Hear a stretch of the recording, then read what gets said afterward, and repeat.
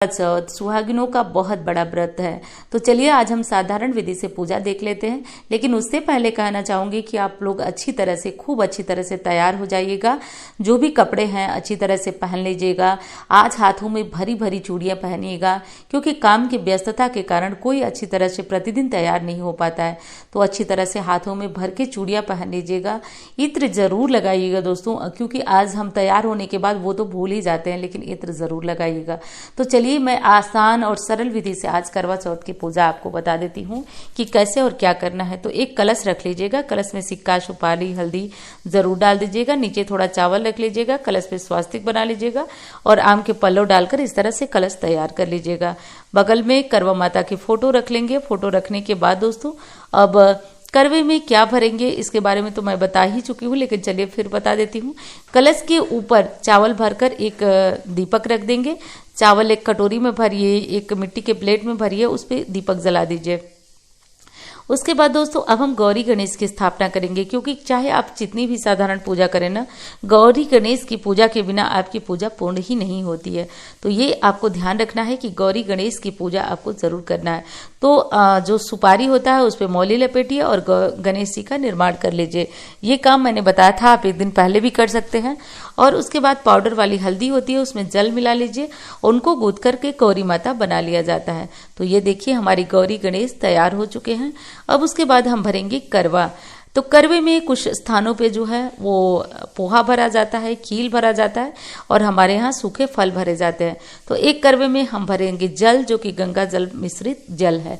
तो एक करवे में आप जल भर दीजिएगा जो गंगा जल मिश्रित है। इसी करवे को, इसको छूना नहीं है, मतलब फेरने के बाद इसको वहीं पूजा में रख दीजिए। जब चंद्र उदय हो जाए तो आप ले जाकर के चंद्रमा को अर्घ देंगे। सबसे पहले दोस्तों हम जो है वो भगवान का आह्वान करेंगे। आह्वान करने का मतलब हाथ में जल फूल लेकर के भगवान को स्मरण करके याद करेंगे कि आप करवा चौथ का व्रत कर रहे हैं। तो ऐसा सोचते बोलते हुए भगवान को जो है आप आह्वान करेंगे। आह्वान करने के बाद भगवान को स्मरण करके और उनको बुलाएंगे। उसके बाद अब आप हाथों में जल फूल लेकर के संकल्प करेंगे, नाम स्थान बोल करके कि आप करवा चौथ की पूजा कर। नाम स्थान गोत्र बोलिए कि हे प्रभु मैं करवा चौथ की पूजा करने वाली हूँ, हमारी पूजा पूर्ण कराए। उसके बाद दोस्तों अपने करवे भरने का काम करेंगे। तो पहले करवे में हम गंगा जी मिश्रित जो जल है वो जल भरेंगे और उस दूसरे करवे में हम सूखे फल भरेंगे या फिर खील, बतासे, मेवे जो भरे जाते हैं बस भर लीजिएगा। तो इस तरह से 2 करवा भर करके अगल बगल रख दीजिएगा फोटो के। इस तरह से करके आपकी पूजा करवा भरा चुका। ऊपर मिट्टी के प्लेट में चावल रख दीजिएगा। दोनों करवे को ढकना जरूरी है। तो मिट्टी के प्लेट में, मिट्टी का प्लेट तो वैसे मिल जाता है, नहीं मिले तो स्टील के प्लेट में भी आप चावल या गेहूं या फिर जौ भर करके दोनों करवे को ढक्कन लगा देंगे। ढक्कन लगा करके दोनों करवों को बंद कर देंगे। उसके बाद दोस्तों अब करवे एक साइड, दोनों साइड अपना रख दीजिएगा। और हाँ, एक चीज कहना चाहूंगी आपसे दोस्तों कि आज रात को 31 तारीख को रात को 9 बजे मैं आपके साथ लाइव जुड़ूंगी। बहुत सारे क्वेश्चन हैं आपके, कुछ अपने तरफ से भी महत्वपूर्ण बातें हैं। तो रात को 9 बजे लाइव में आना मत भूलिएगा। और हाँ, वीडियो आपको पसंद आ रही है तो एक लाइक जरूर करिएगा दोस्तों, क्योंकि देखिए आपके लाइक इतनी प्रेरणा देते हैं। क्योंकि व्यूज तो उन वीडियो पे भी आ जाती है जो अच्छी नहीं होती है। लोग देखते हैं, देखने के बाद उस वीडियो को कट कर देते हैं, या फिर जैसे कि बहुत सारी बातें हैं। तो आपके लाइक ये दिखाते हैं कि आपको मेरी बातें पसंद आ रही हैं। तो अच्छी लगे तो लाइक करिएगा दोस्तों। और इसी तरह के वीडियो, साधारण वीडियो देखने के लिए, व्रत त्योहारों से जरूरी जानकारियां, उपायों की जानकारियां जानने के लिए चैनल को सब्सक्राइब भी कर लीजिएगा।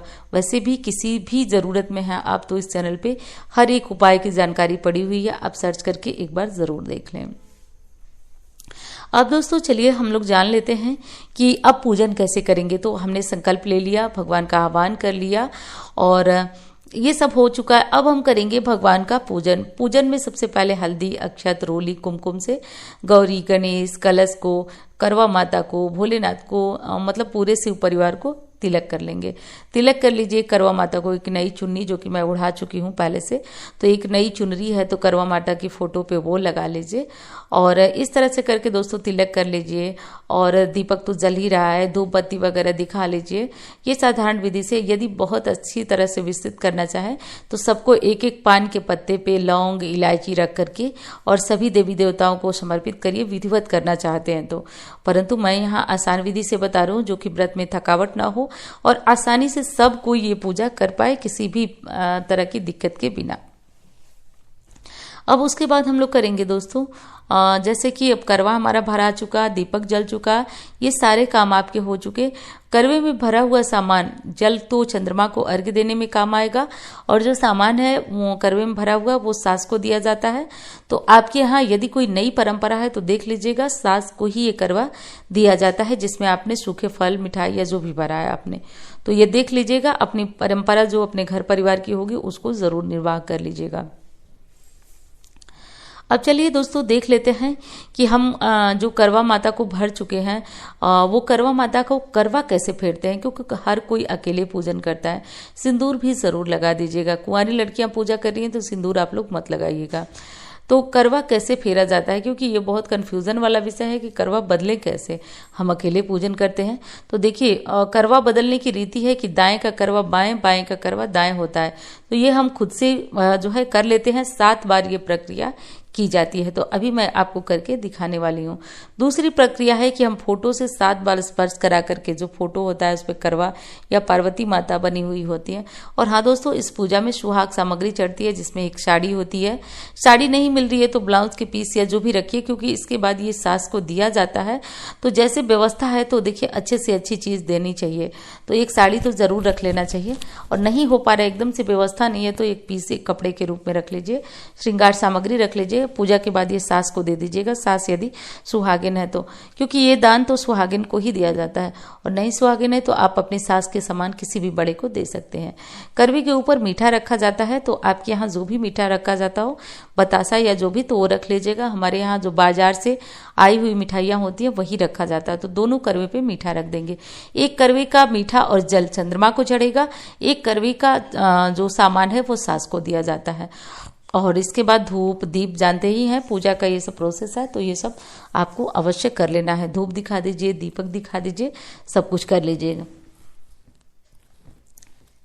इसके बाद दोस्तों अब आप देखेंगे कि आप पायल और बिछुआ यदि आप रखे हैं तो आप ये करवा माता को फिर आज के दिन ये जरूर समर्पित कर लीजिएगा यदि है तो, क्योंकि बिछुआ ना सुहाग का बहुत बड़ा प्रतीक माना जाता है।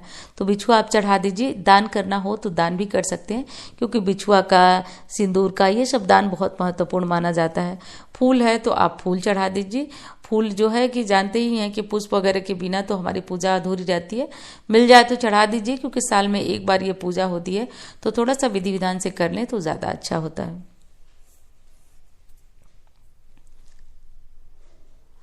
हाँ दोस्तों, एक चीज और है कि आज करवा चौथ के दिन आप लोग एक चीज और ध्यान दीजिएगा, पति से अपने लड़ाई झगड़े मत करिएगा। कोई भी कमी हो, कुछ भी दिक्कत हो तो होता है, जीवन तो कमी और उसी से बना हुआ है। हम चाहे लाख कर लें कोशिश, जीवन पूर्ण कभी नहीं होता है। और पतिदेव लोग यदि ये वीडियो देख रहे हैं तो थोड़ा सा आप लोगों को भी ध्यान देना है कि पत्नियां निर्जला व्रत हैं, ऐसे में उन्हें किसी भी तरह की तकलीफ ना हो।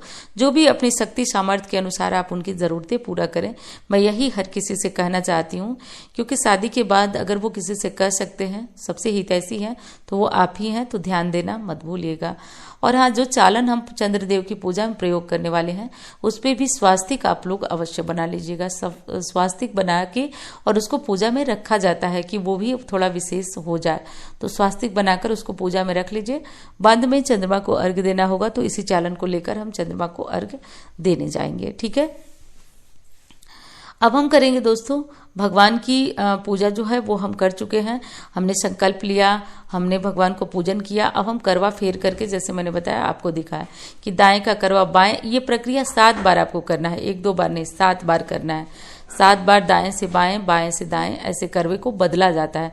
बदलते टाइम ध्यान रखिए टकराहट नहीं होना चाहिए करवों में, तो ये चीज आपको ध्यान रखना है। करवों में टकराहट बिल्कुल भी नहीं होनी चाहिए।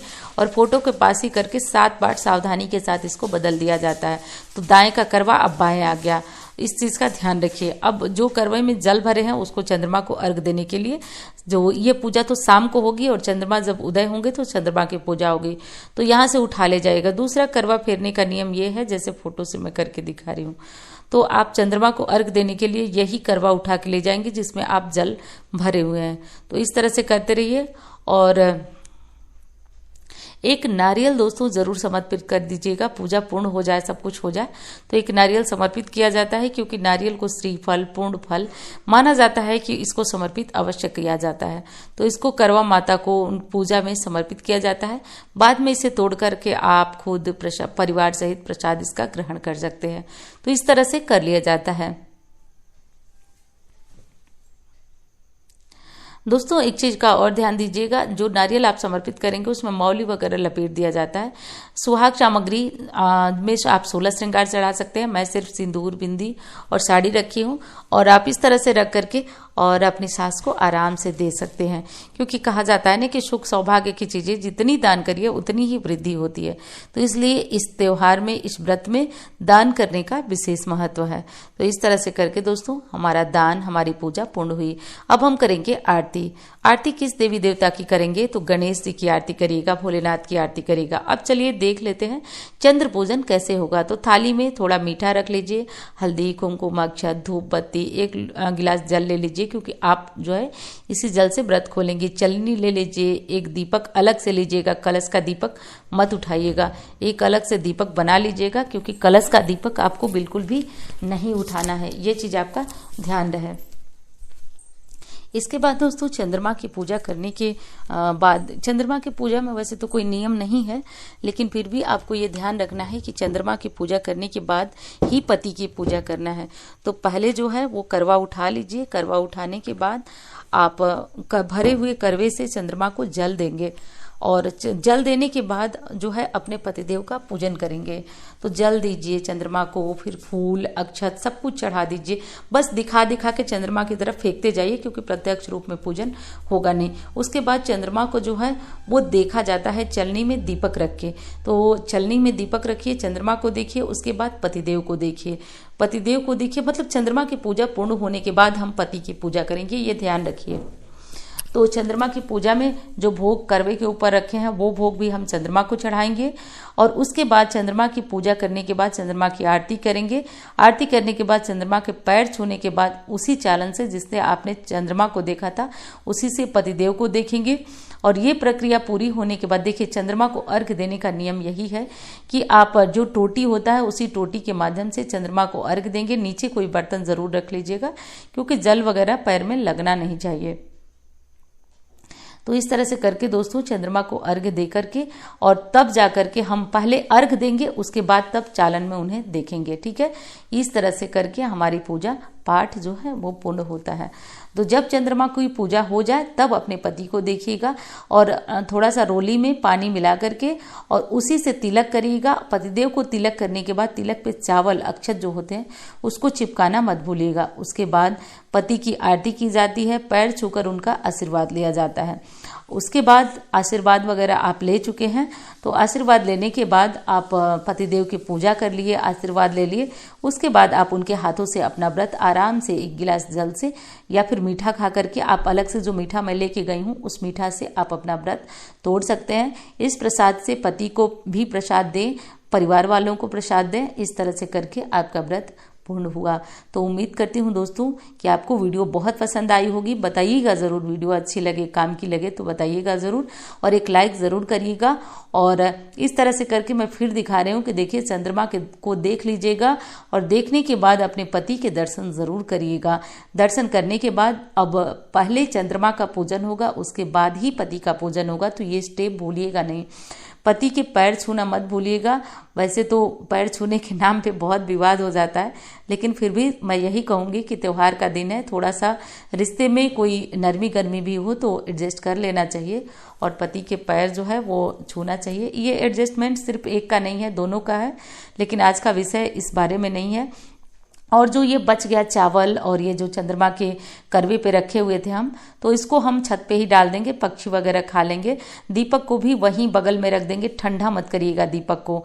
और दोस्तों ये चीज़ें आपको ध्यान रखना है कि दीपक को वहीं, मतलब मैं पूजा में रख के दिखा रही हूँ, आप जहाँ चंद्रमा की पूजा करें वहीं दीपक को रख सकते हैं। मिठाइयाँ बाद में जो प्रसाद वगैरह उठा करके परिवार